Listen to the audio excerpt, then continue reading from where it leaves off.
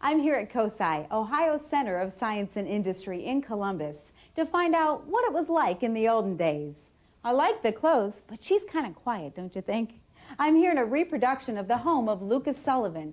In 1797, Lucas Sullivan founded a small village called Franklington, which grew into what is now Columbus, Ohio. Looking around the room, you'll find things from the early 1800s. Wouldn't it be great to live back in the 1800s? Wouldn't you love to know what it was like? Well, let's find out. Come with me as we take a walk through the streets of yesteryear.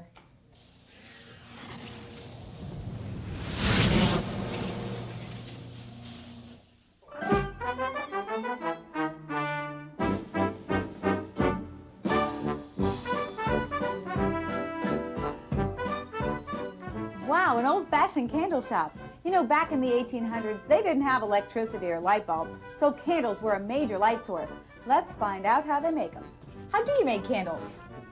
Well, we start with a wick that is produced from cotton. We dip the wick into hot wax, and we have to let it dry a minute between dippings. No, wait a minute. That's a little too thin. I think of candles, they're pretty wide. You're right, Susie. We have to dip that over 30 or 40 times to get a good-sized candle like you're used to looking at. Now, what's that wax made of? Well, the wax that we're using today is made from bayberries. Bayberries are the little tiny berries that you see on the plant up there. The bayberry is melted down, and the wax is skimmed off the top, and it takes over 20 pounds of those berries to produce 1 pound of wax. Wow, now I know how to make candles. Thanks a lot. Welcome.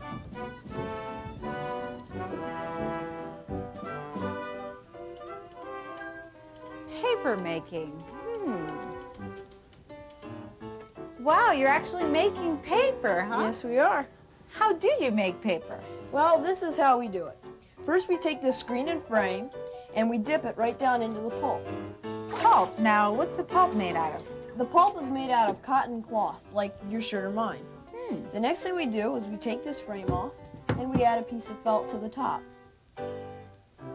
Then we take a pressing board, and we squeeze some of the water out. Then we press the underside of the paper. There you have it. Yeah, and then we just take this felt and paper, and we put it on the rest of it, on the rest of the other piece of felt and paper, just like a sandwich. And after we have 144 of those, we put them in the paper press and squeeze them dry. How long till they dry completely? 24 hours. And it looks like this, huh? That's your finished product. Can I take this with me? Sure you can. Well, thank you. You're welcome.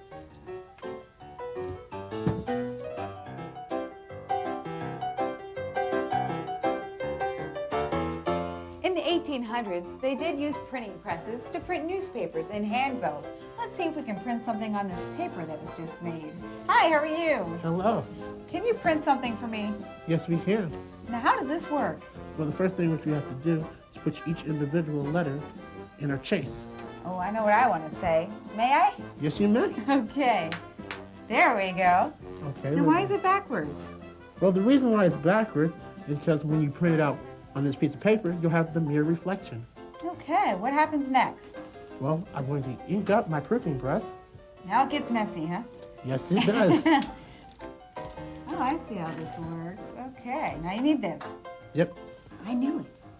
I'm going to place this down here, Okay. and I'm going to run it through my proofing press.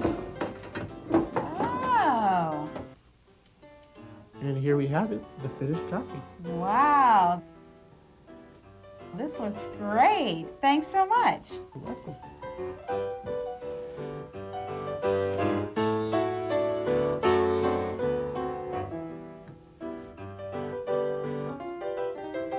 The tinsmith's product was in great demand during the early 19th century, primarily for food storage, but also for decorative items and lamps. Let's meet the local tinsmith.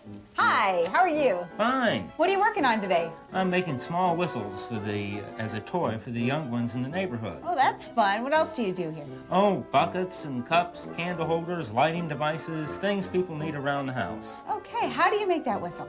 Well, we use the shears here to cut out these strips of metal and then cut and shape the whistle until it's ready to use. Just one more bend right here. This one's almost done. I've got one here that I tried out a little bit earlier. I think it will work pretty well. If it does work, you can have it. Just tell the young ones in the neighborhood where you got it. Okay, let me try it. Wow, does that Great. work? Thank you.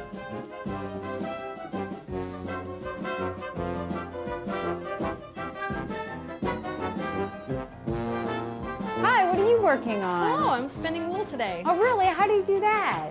Well, first of all, I take some of the fresh wool and I place it onto these carding combs to help straighten it out and to take some of the really big pieces of dirt out of it. I'm gonna give it a try here. Oh, that's tough. Yep, this was the kids' job. Really? Why don't I show you how we spin it into yarn? Yes, how do you do that? Well, we take the wool and we attach it, and as the wool comes off the end of the spindle, it twists the wool into yarn. What do you make out of all this wool? Well, we make things such as this hat, for instance. Okay. We also make sweaters and bed sheets and quilts and just about everything. Well, I'll let you get back to your work. Thanks a lot. Thank you.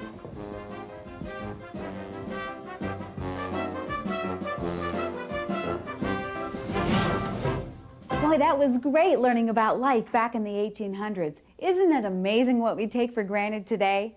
I think I'll stay right here, though. What do you think? For Take One, this is Susie. I'll see you next time.